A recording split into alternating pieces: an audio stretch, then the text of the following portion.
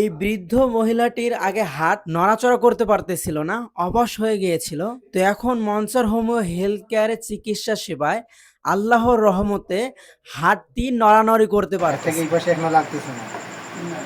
এখনো এখানে লাগতেছে না। এর থেকে এই পাশে এখনো লাগতেছে না। এখানে লাগতেছে। লাগতেছে আজকে খুব লাগতেছে। আচ্ছা আচ্ছা, হাতটা যে মুঠ বাঁধতে পারতেন না, মুঠ বাঁধেন তো। হ্যাঁ, হাত উঠাইতে পারতেন না, এখন হাত উঠান দেখি।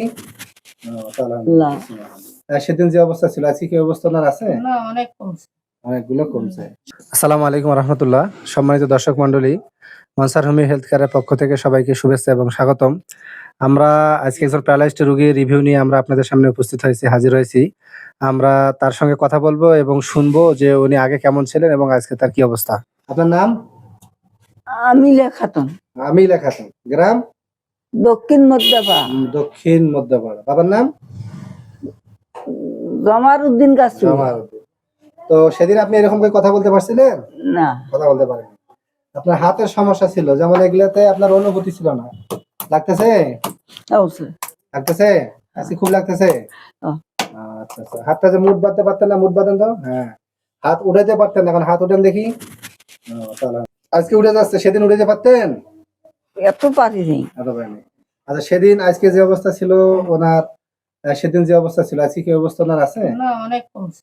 অনেকগুলো কমছে। সেদিন তো আপনি ছিলেন, তাই না? হ্যাঁ, আমি আছি। এবং সেদিন উনি কথা বলতে পারতো না এবং হাত ওইরকম ওঠে নাই ওনার, এবং আপনার হাতে কোনো অনুভূতি ছিল না এবং পায়েও অনুভূতি ছিল না। আমি পায়েও দেখলাম, আঘাত করে দেখলাম, পায়েও আজকে অনুভূতি ওনার হচ্ছে। এগুলোতে লাগতেছে, এগুলোতে আজকে না গুছে।